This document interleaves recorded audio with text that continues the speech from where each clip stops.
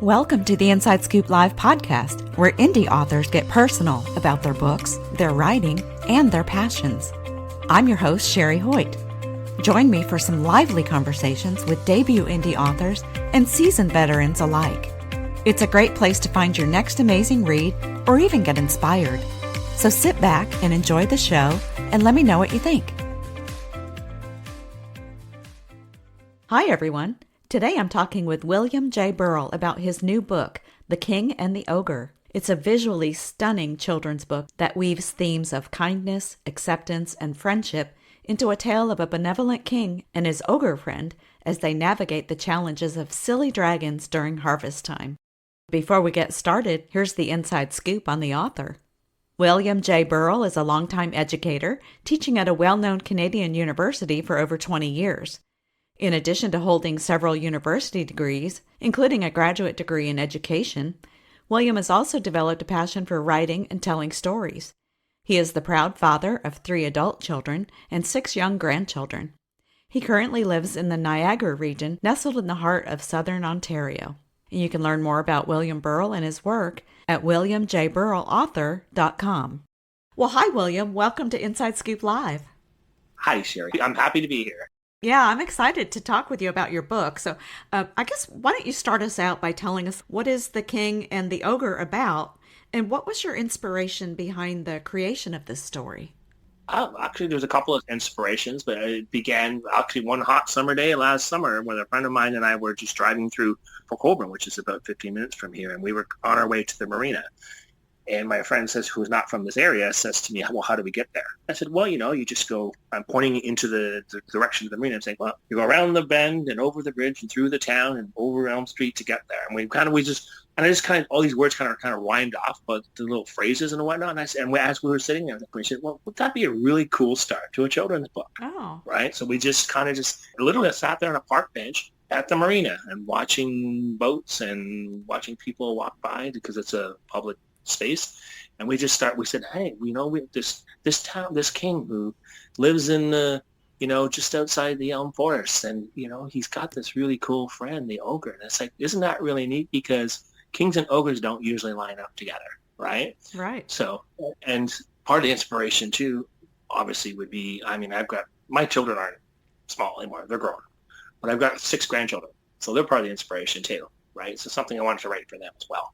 Oh, nice. Yeah, of course. My granddaughter just turned 4, and it's like, oh, she is just into stories. It's perfect. So yeah.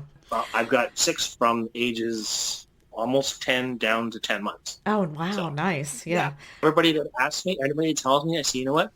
I come back with the same response almost every time. Grandparenthood, it's the bomb. I love it. It is. Absolutely. We would have skipped all that parenting stuff if we'd have known, just gone straight to grandparenthood, Yeah. No, they're wonderful. They're absolutely wonderful. They're part of that. They're part of the inspiration for the story, and for every other child that will read the story, and for every parent who reads that story to a child. I've got lots of family and friends and whatnot for them too. Yeah. So, what is the significance of the settings, as the central plot is around a harvest celebration? Can you talk a little bit about that? Sure. Yeah. The harvest celebration is basically, it's a time for everybody, for all the townspeople to come together and take part in this celebration. But it's also a clear demonstration of the king and the ogre not only working together, but working with other people. It shows the kindness and the generosity of both the king and the ogre and their longtime friendship to help out other people and to share. Because part of the story too, the king actually literally rolls up his sleeves and he gets right in there and he works right along with everybody else. And the ogre's in there when he's not entertaining children, he's helping out with the harvest as well. So it's a celebration of people coming together and working together and being all a part of that same celebration. Mm-hmm. And community. Yeah. Community, exactly. You mentioned, kings and ogres not being characters that would typically befriend each other. Yes. Tell us a little bit about your characters.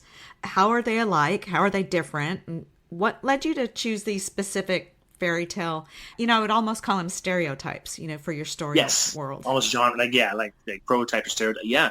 I think too, because the king, and as much as the king is respected and the head of the community or head of the kingdom or head of the village or whatnot, he's still, I think sometimes kings Two, it can be in a very lonely position. Yes, they have lots of people around them to help them, to guide them, to instruct them and do all these kinds of things, but they probably don't have a whole lot in the way of close friends or confidants for themselves.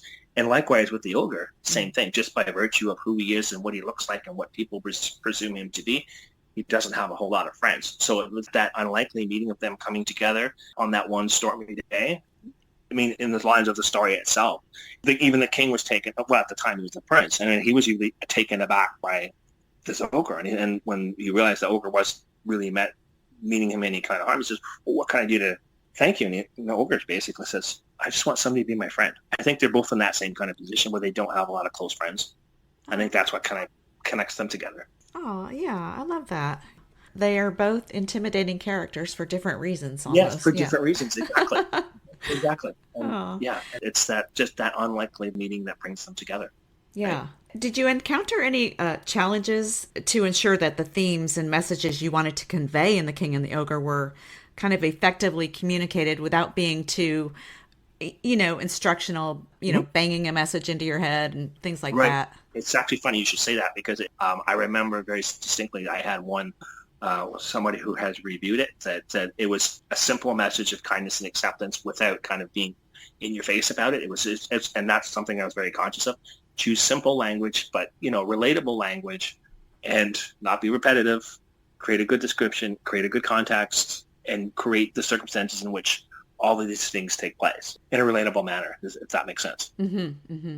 I mean, kids get the message. They're a lot smarter than we give them credit for, oftentimes. Exactly. So Exactly. Kids are all. That's why I say to my kids too when they're younger. So I have all three of them, but my one daughter especially. It's like this child did not say a whole lot when she was little, but she looked and observed everything. She was paying attention.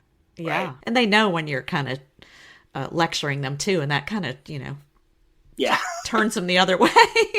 yeah it's called selective hearing, right? That's it. Yeah.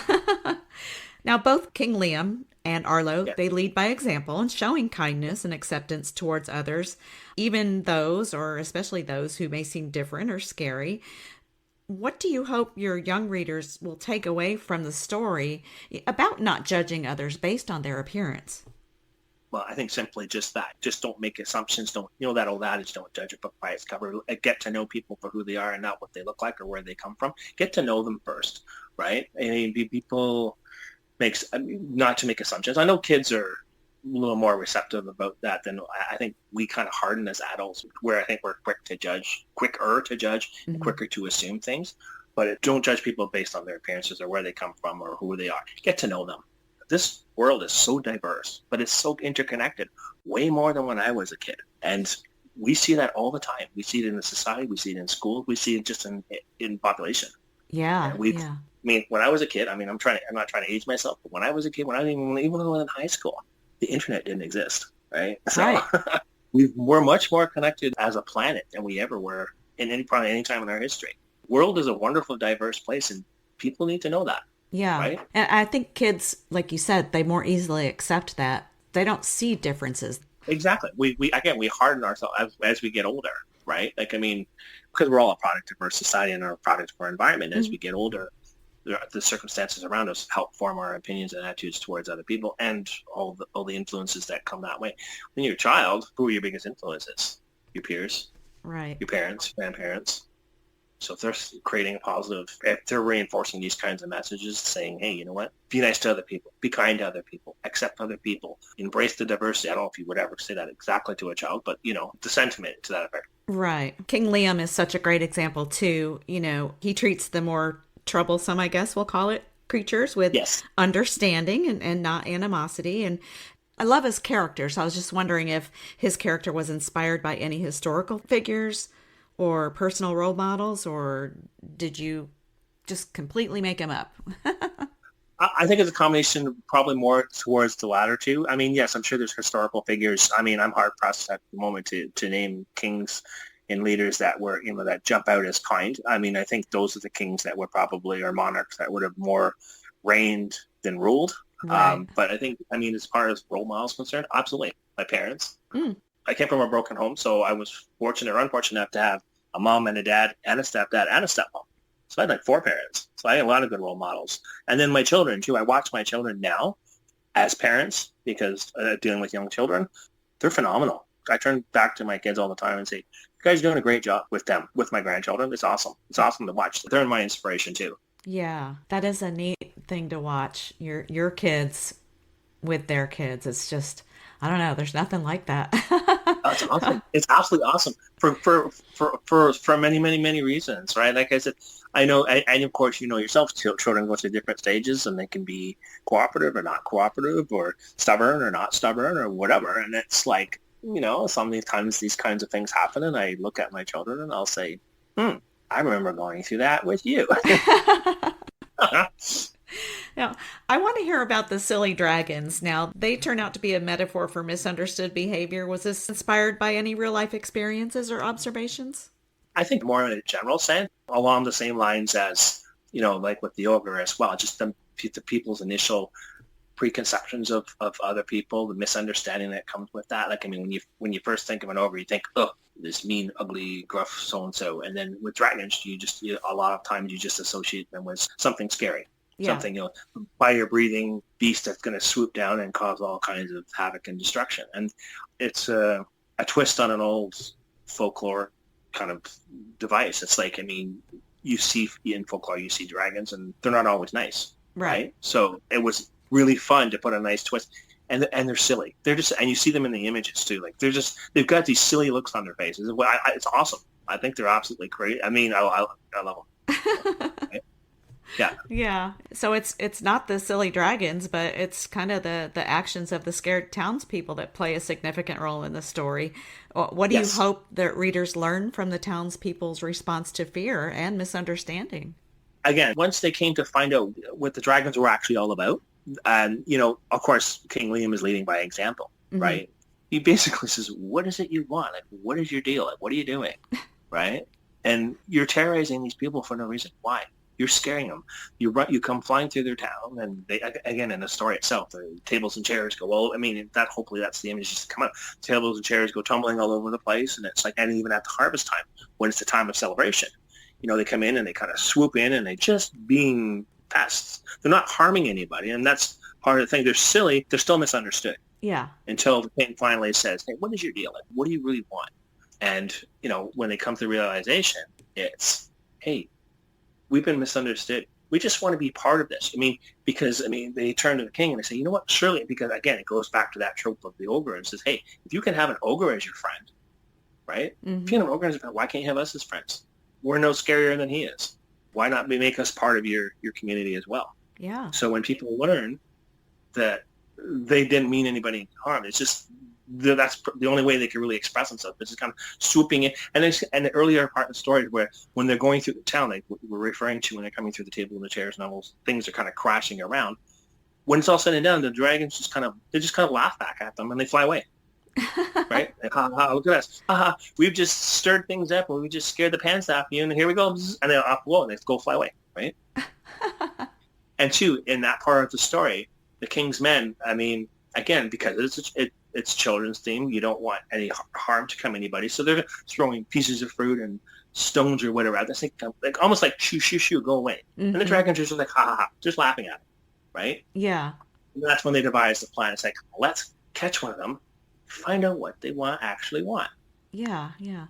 Was it hard to write any of that? Do you think it's harder to write for children than it would be like for an adult novel type book, just based on the vocabulary you have to use and, you know, what you're looking for, the reactions and things like that? I mean, you're thinking of your audience. So you think about who's going to be reading this. Yeah. It's going to be parents reading to young children and young children who, I mean, the book is classified for 0 to 12. I'm sure anybody of any age can read it. I was always conscious of the language. I mean, did I struggle with some of the language? A little bit. I mean, just, you know, really, really important. Trying to paint a good descriptive picture of what was going on, but keep it lighthearted, but still on point. Keep the simple message going. And again, because the dragons are who they are, and in the context of a children's story, you don't want them to be scary, and you don't want them to be hurt, and you don't want them to hurt anybody else. Yeah. Now, you mentioned tables and chairs and painting a good picture. The illustrations in your book are just amazing. And They very, are wonderful, aren't they? yeah, They're beautiful. very distinctive style too. And did you Yes. work with an illustrator? Yes. Okay. Yes. Tellwell provided an illustrator. I worked very closely with the illustrator. It was a multi-step process. You go through the text, you go through the manuscript, and it's like we have a set number of illustrations that are going to go into this book.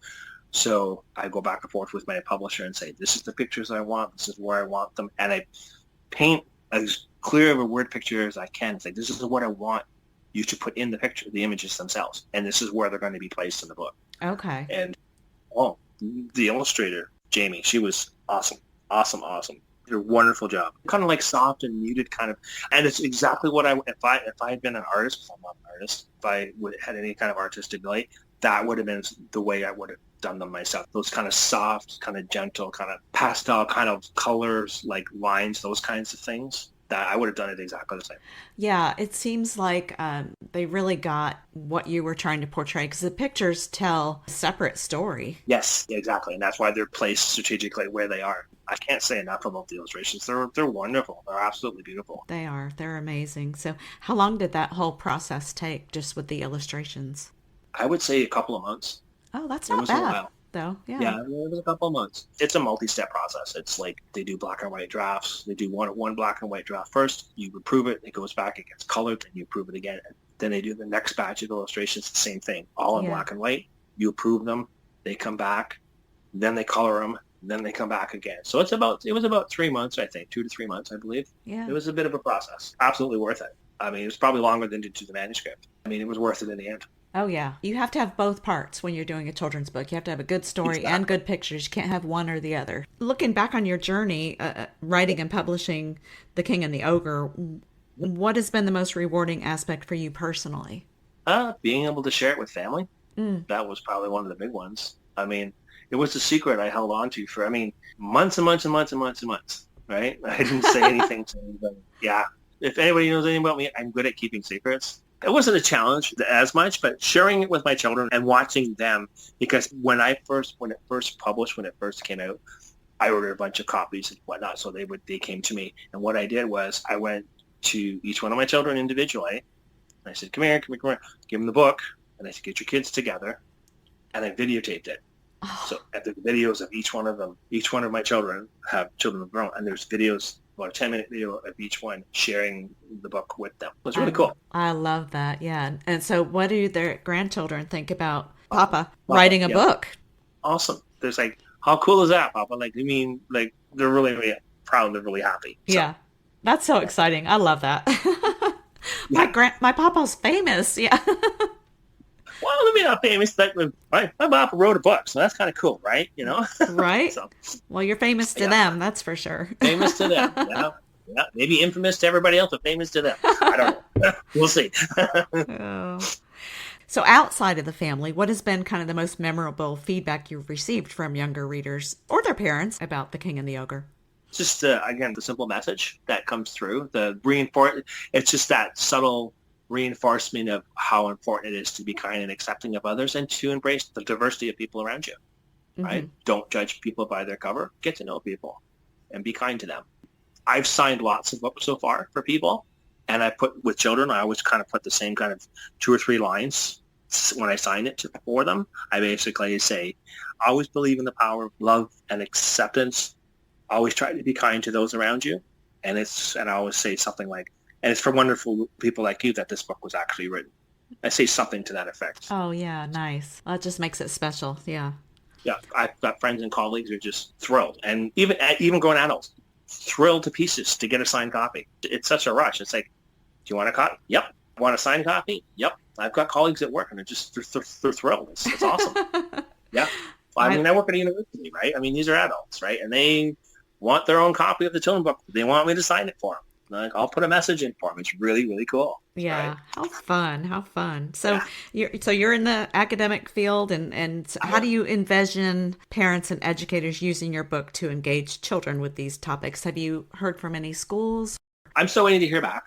I wanted to go to my granddaughter's school because it's only my 2 granddaughters who are of school age at the moment. Hmm. So I've been waiting to hear back from them as well. And I've got friends who I've given the book to, and they have spoken about going to their kids' schools again, this is all, I'm still waiting for all the stuff to come back, but I've got people who are going to approach teachers and to try and talk about, I mean, I've been canvassing around and managed to get it put into a couple of libraries as well.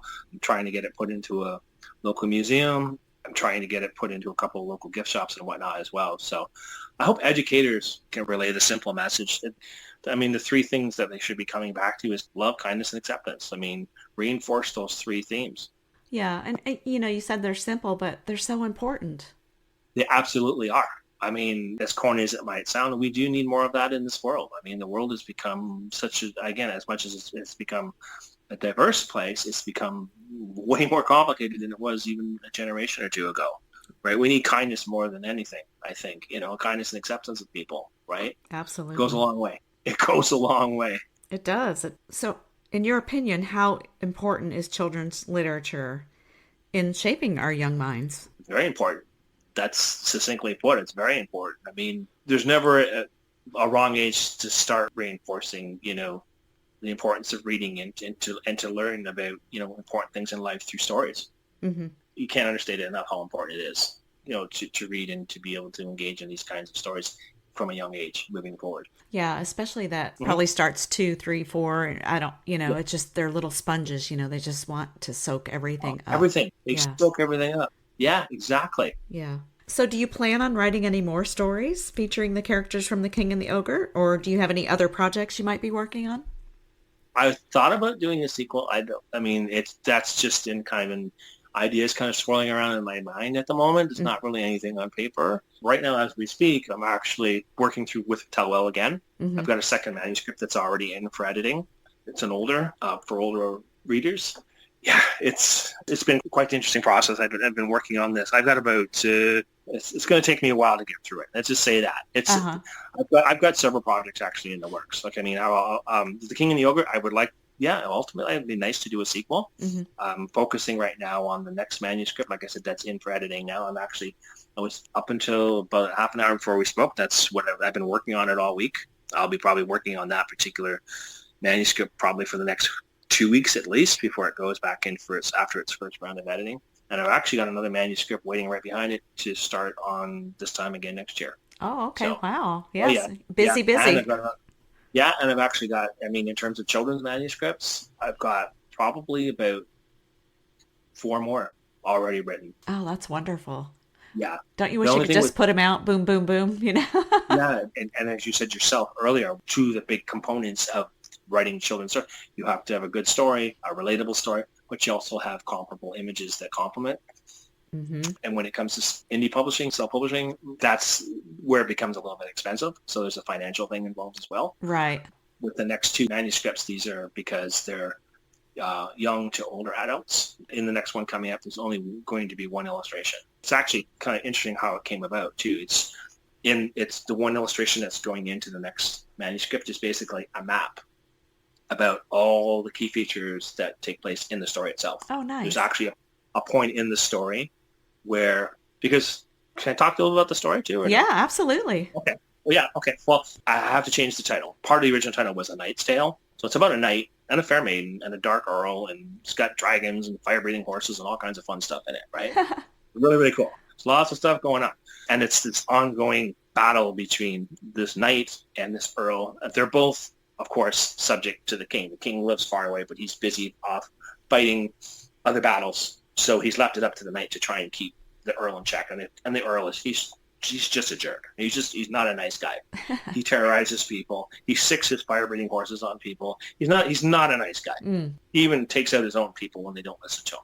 But in the story itself, the knight comes to be the knight because within the story, he's telling the fair maiden, he's telling her that when I was a kid, this is what happened. The current earl, his father, raided his village, basically wiped almost everybody out, and I was one of the only few survivors.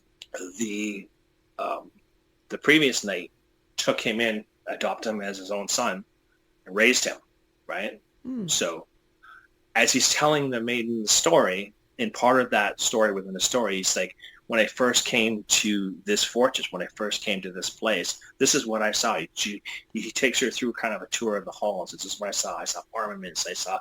I saw banners. I saw all kinds of intricate kind of little like objects and all kinds of, like war memorabilia and whatnot. But within that Great Hall, there's a map.